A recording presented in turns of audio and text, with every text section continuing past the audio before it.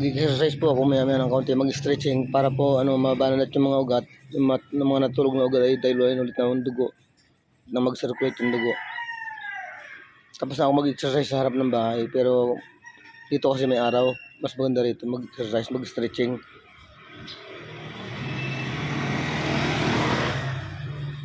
Nagpapaano lang po ako, nagkukuha lang po ako ng buwelo kasi pinakondisyon ko ang sarili ko kasi mahirap bumigla, baka matumba.